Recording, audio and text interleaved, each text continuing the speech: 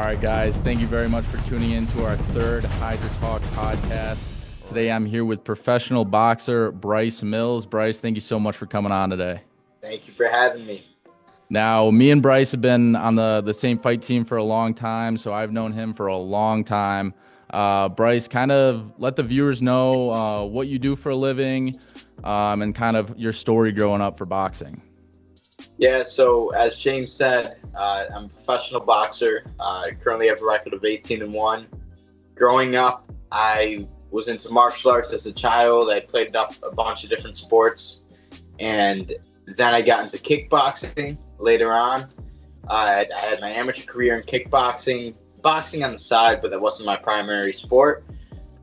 I had a great team around me that helped me get to where I am today at the pro level. I had a very good amateur career, and then I switched over from kickboxing to boxing, and that's where I'm at now. Yeah, I remember when I first joined the team, this guy was one of many who was kicking me around for a while, so they whipped me into good shape.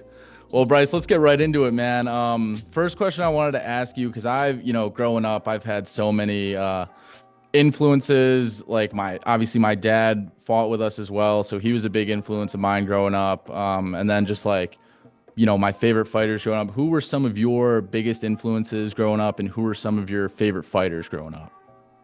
Yeah, so growing up, I wasn't huge into following the sport outside of what I knew.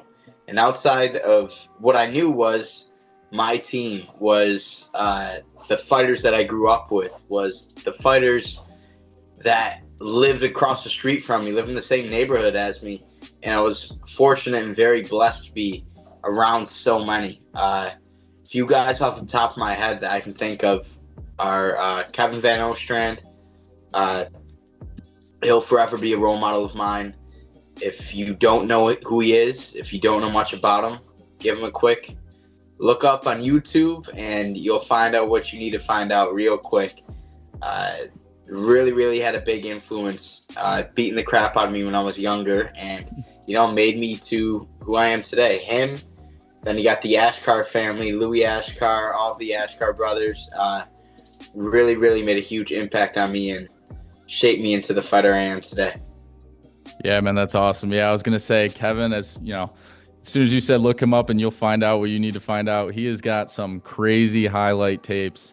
Definitely look at his amateur highlight tapes and then his glory highlights as well. Oh my God, what an amazing career that man had. For sure. And, definitely agree with the Ashkars as well. I still got, every time I think about it, my leg hurts from those leg kicks, man.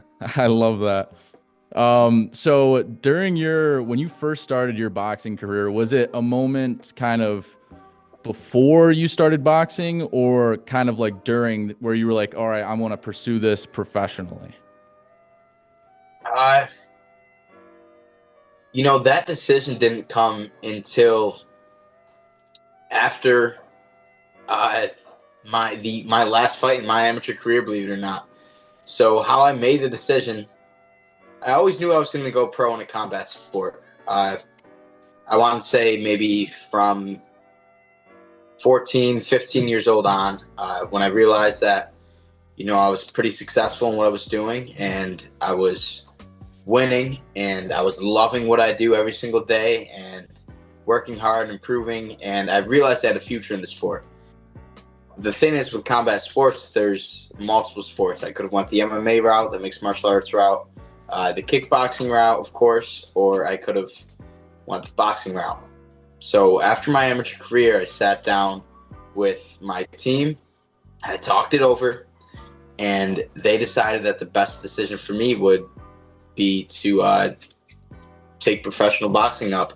And that's what I started doing, and I'm very, very grateful that I made that decision, because it's paying off, and hopefully there's even bigger things to come, and a world championship on the way. Bring it back to my team, bring it back to my city, and that'd be great. Yes, sir. I'll tell you guys right now, when I first joined the fight team, I think I was about 14. This dude was bringing belts back every single fight card. It was he was definitely filling that dojo up. It was awesome. And I'll also tell you, whatever combat sport you decided to go pro in, you were going to be great. And we knew that from a very young age, believe it or not, like you being younger than me, you were one of the guys I looked up to on the fight team, just kicking butt and kicking my butt and whooping me into shape. So, let's talk a little bit about mentality. Cause I know when I first, my first fight, I was crapping bricks, walking into my first fight, my legs were jello. Oh, yeah. I was just kind of freaking out that whole week, honestly. And then I remember specifically like because I had only fought 3 times, but I remember like that day, there would be periods where I'm like, all right, let's go. Like, I can't wait. Like, I'm not even nervous right now to where I'm like sitting down and I'm like, oh my God, this is terrifying. So like, take me through, like, how do you mentally prepare for your, a fight? Do you have any rituals or like pre-fight routines that you do? Mm-hmm. So, at first, just like you said, your first initial time getting in the ring, the first few handful of fights I had as an amateur, I was nervous as possible. Nervous as nervous can be. Nervous as I think the normal person. Think of the most nervous moment in your life, the most nerve-wracking moment in your life. I times that by 2, honestly. And I'm not just saying that. I'm saying that out of my perspective, and out of everything else I've done in my life, and the nerves I got from those first handful of fights.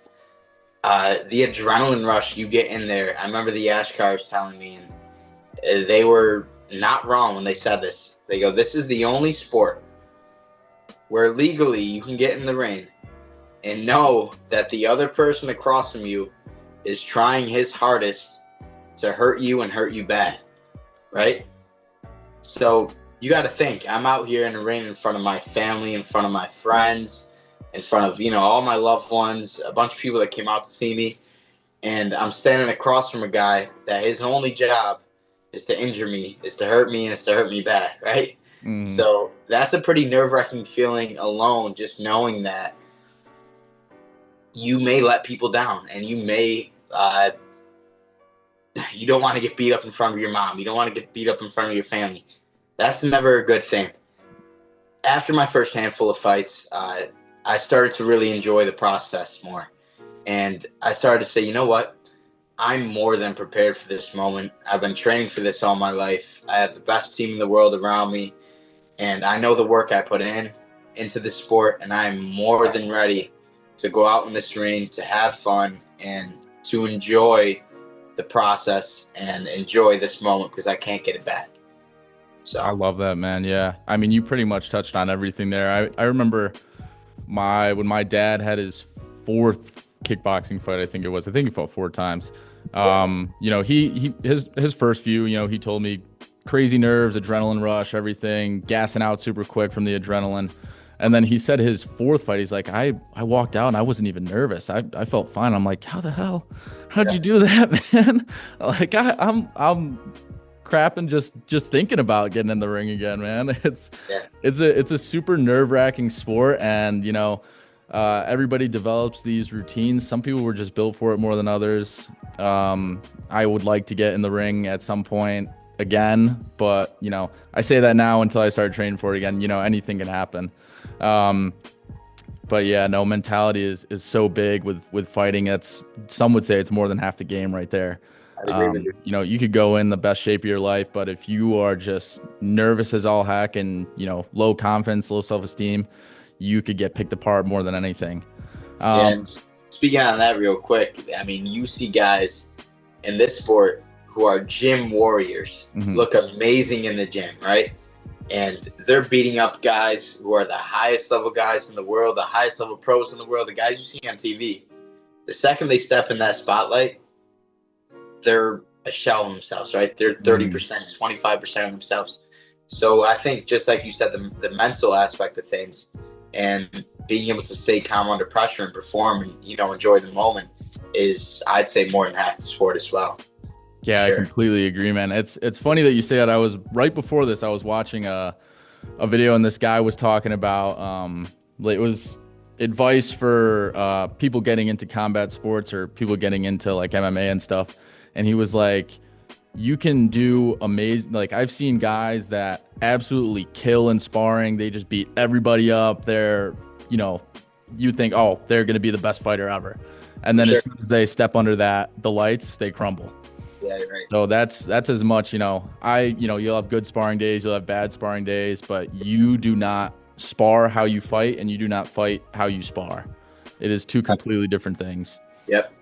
So let's talk a little bit more about your boxing career. I'd love to know more about your toughest fight, whether it was your kickboxing or boxing career, and how you kind of worked through that fight before, during, and how you felt after that. Mm-hmm. So, man, right off the bat, the toughest fight I can possibly think of is, my only loss as a professional.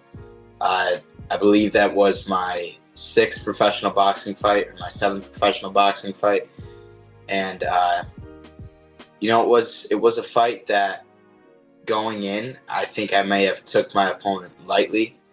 I expected to, have it my way and have it my way pretty easy. Clearly that wasn't the case. It was a very, very difficult fight for me. There was new things that I encountered in the ring that I hadn't seen before. He was a great counter puncher. He made me think. I like to let my hands go, and I'm a high output fighter.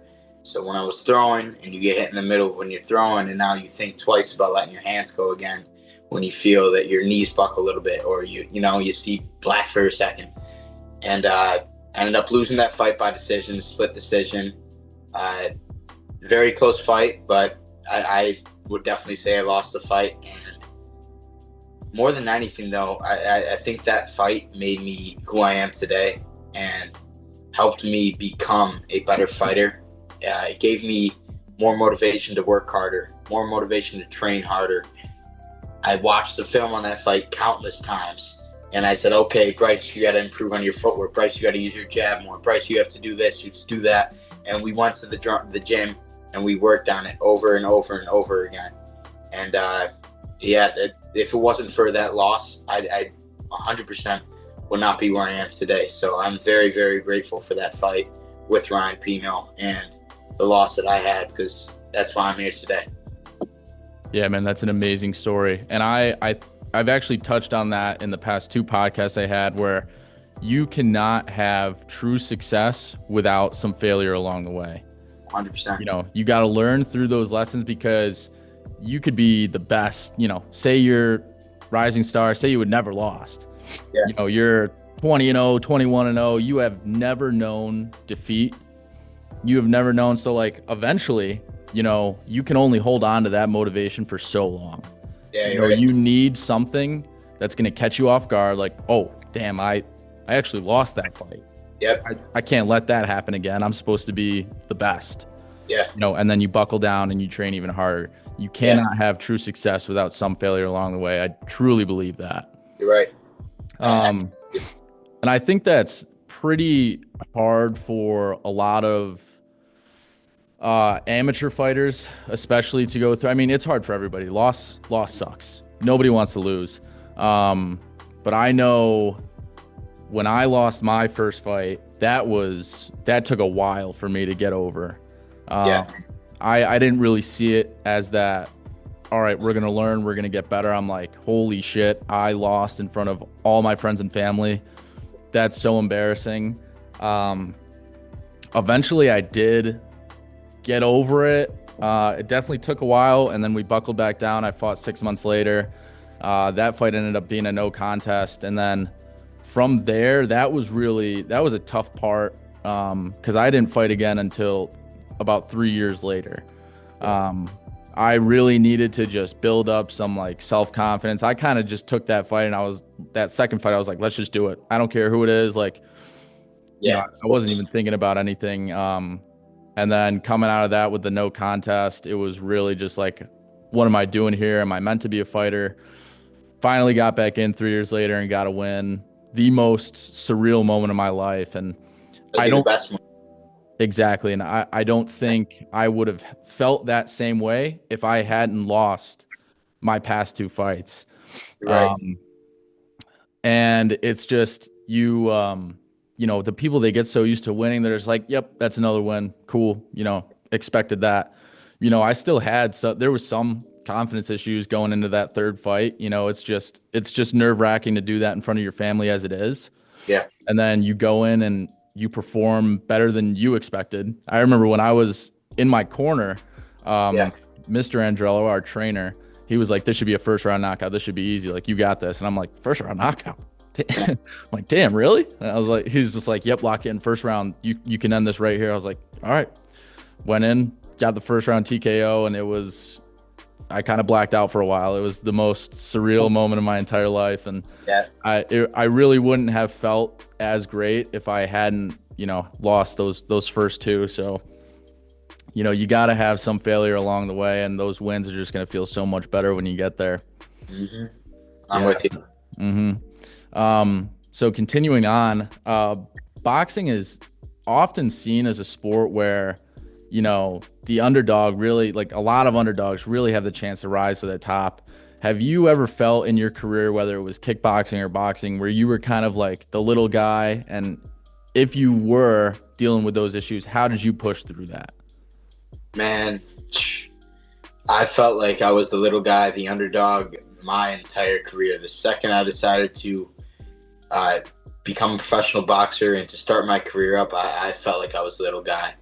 And, speaking on that, I didn't have the amateur career that a lot of these guys have in boxing in particular. And, you look at the best boxers in the world, the guys who are the champions or the guys who are the top contenders, or honestly, everybody around me in the rankings right now. And everybody has hundreds and hundreds of amateur fights, won national titles. They were signed out of the gate by a big promotion.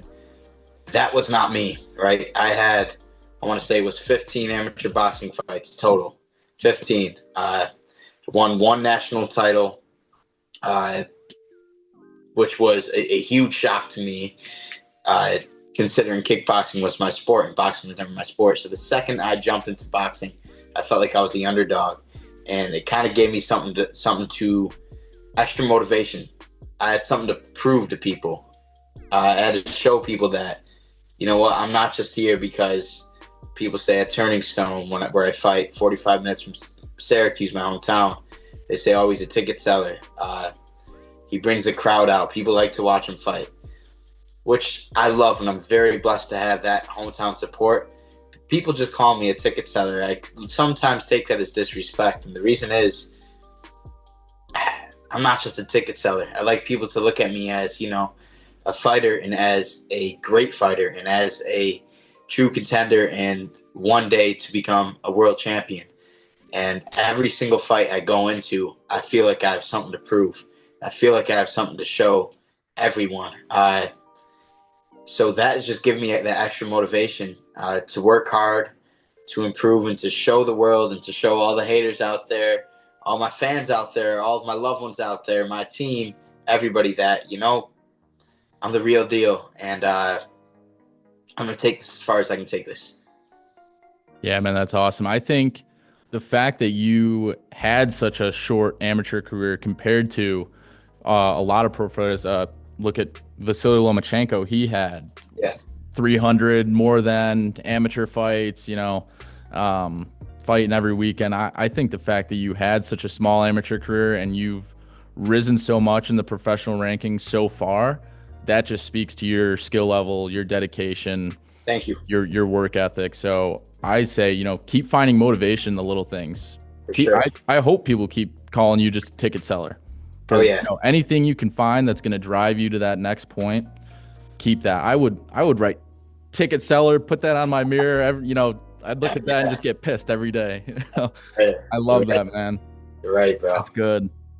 Yeah, no, just keep finding motivation in the little things, man. It's definitely it's very hard for people to find, big motivation besides like, oh, I just want to win. I want to be the best. So how bad do you want it, And that's something that, speaking to you and speaking about your clothing line, something that popped out to me immediately was I believe it was your statement, right? Your company statement when you guys first launched.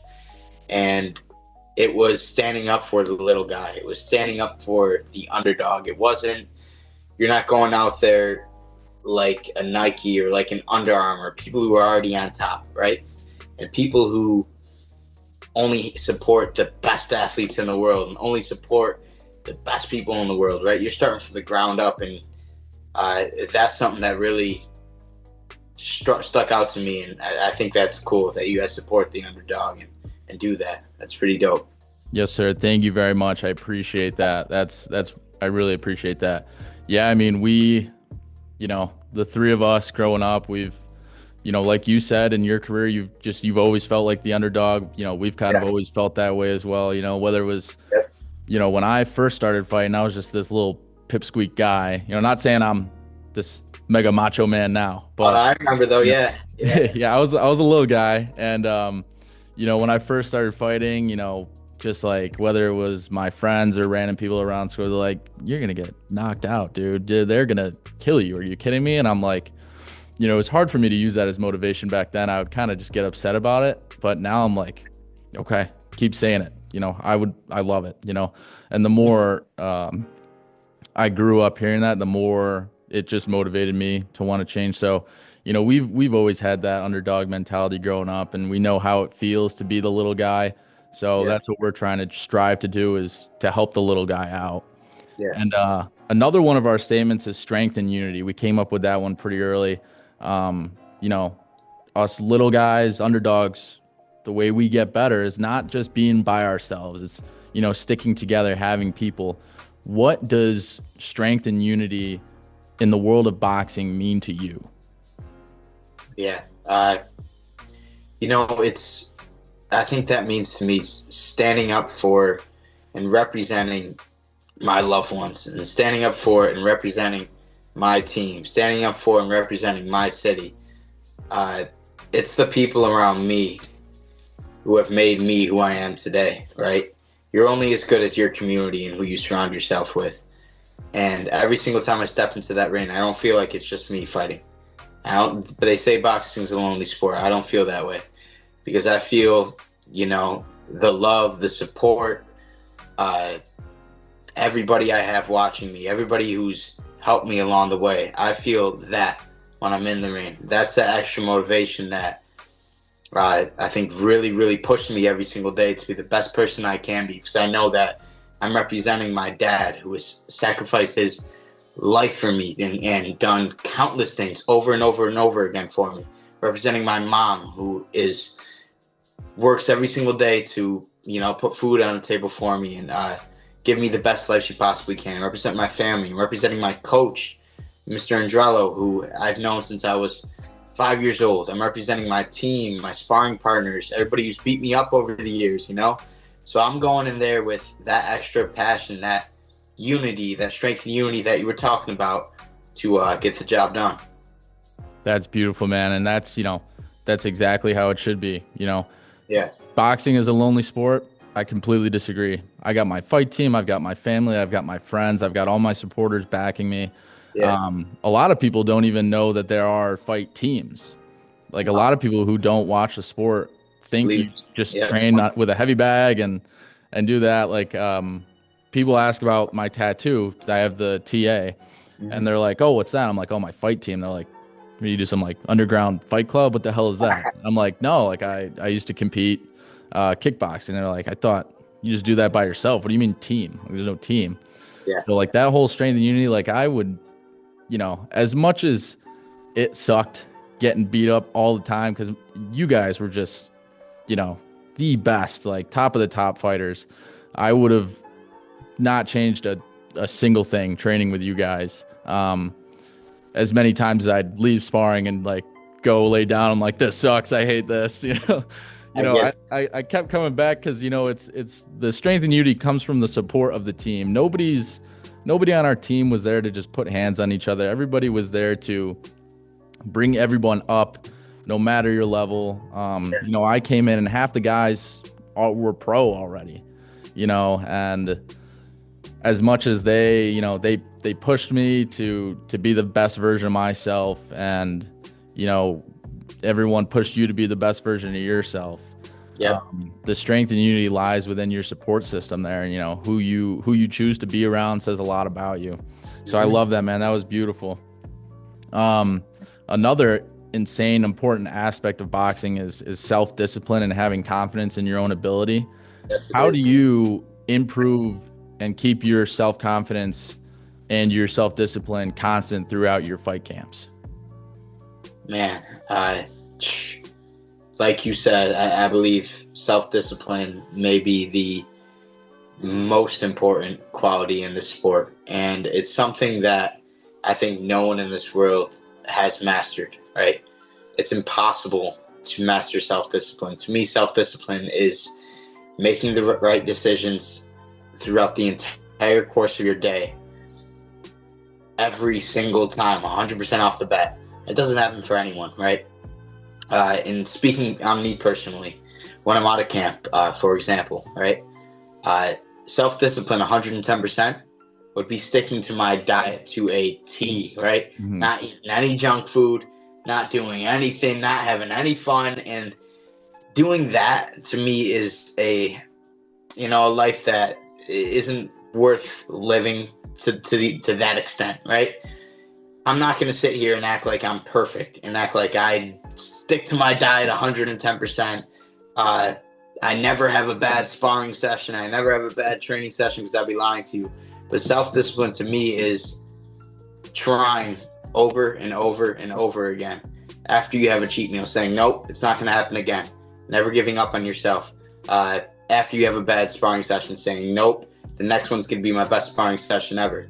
Or after you have a bad training session, you're low on effort, saying, you know what, I'm going to go home, I'm going to recover, I'm going to do what I have to do, and my next training session is going to be the best training session I've ever had. I try to master self-discipline every single day because I think that's what makes the greats great. That's what makes the legends legendary. No matter what you do, if you're a doctor, if you're a teacher, if you're a fighter, self-discipline to me is everything.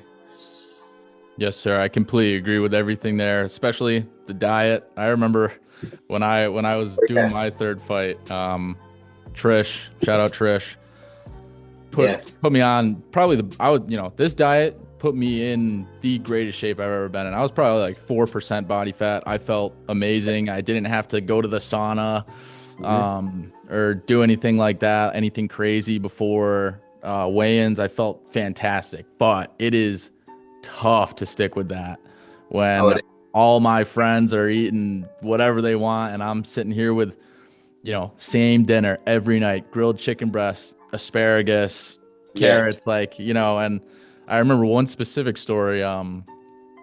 My roommate, his dad came to visit from Long Island. We were in Utica, and he took us out to dinner. And I was probably three-ish weeks out from my third fight, and it was this crazy nice barbecue place. They got a meatball sub, a pulled pork sandwich, ribs, all this. I texted Trish, and I was like, hey, can I get anything off this menu, like anything remotely good? And she's like, you can get a grilled chicken breast and then a salad with no dressing. Damn. And I was like, oh, delicious. I can't wait. I felt so sick after eating a salad with no dressing. I was just like, because I think I was already a little bit heavy. And she's like, you can't risk it. How bad do you want it? I'm like, I want it pretty bad. So sticking to that diet, man, that's so big. And then, continuing on with what you said, I think a lot of that comes with, if you can master self-talk, positive self-talk, that's going to be so big for you. I had said in my past 2 podcasts as well, you can literally rewire your brain, your way of thinking. And it helps not just like sitting here and like thinking in your head, like, oh, I'm good, I'm great, I'm fantastic, I'm a good fighter. Look in the mirror, look at yourself in your own eyes and say that in the mirror. Repeat that over and over. These affirmations, you start doing that every day, your brain is just going to start believing it. And your confidence levels are going to naturally rise. You're going to be like, how the hell did that happen? It's crazy. I can't explain all the science to you, but I know that's what I did, and it's helped me, and it's helped a lot of my friends dealing with negative self-talk issues. So I think one of the biggest things is that positive self-talk right there. I agree with you. What advice would you give to an up-and-coming fighter, up-and-coming athlete who's dealing with those self-confidence issues, whether it's just boxing or fitness in general? Mm-hmm. I'd give the advice of know that everybody started from somewhere, right?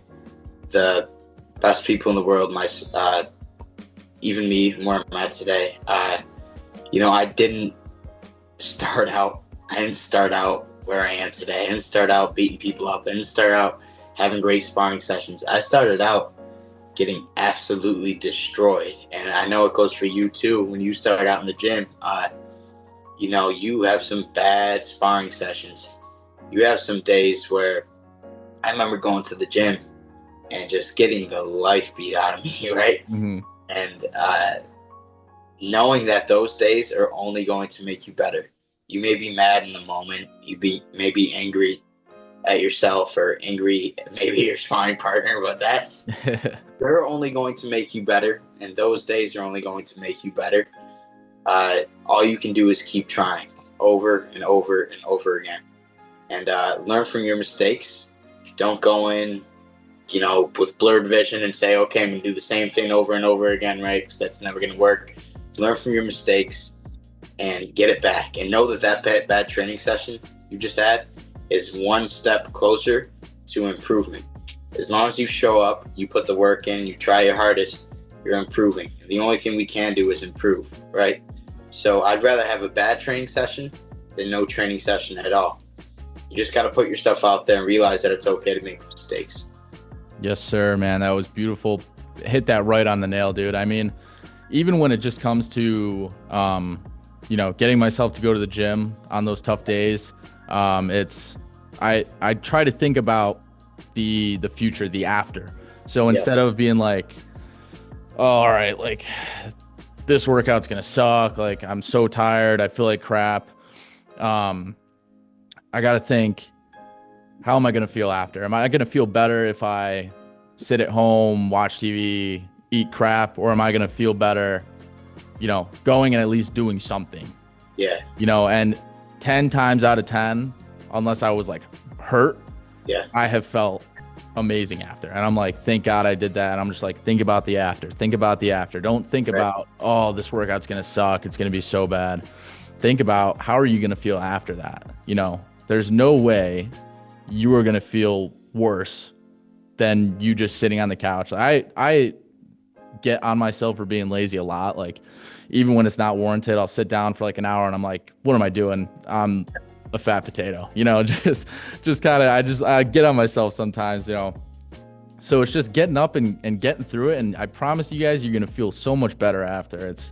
You just got to think about the future, think about getting 1% better every day, whether it's, fighting or training for a sport or just weight loss, muscle building. It's not going to happen overnight. That is a process and you need to just trust the process.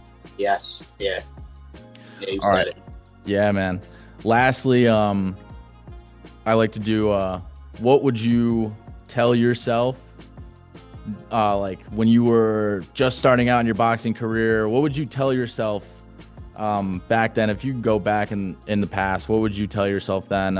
Maybe on like a tough day or, something as like a pick me up. Yeah. Man, that's a difficult question. Going back on, I think you said it. I believe you just said it right there. Mm-hmm. And it's trust the process. And it's be your best self every single day and trust the process, right? Trust the process means you're going to make mistakes. There's going to be bad days. You're never going to be perfect, but you need to trust the process and you need to continue to push on and try your hardest, because eventually, whether the improvements 5% or the improvements 1%, the most important thing is you're improving and you're getting better towards, being the best version of yourself in your job, in your personal life. Just being a better person is what it's all about. So waking up every single day, giving that effort, even on the days where you don't want to.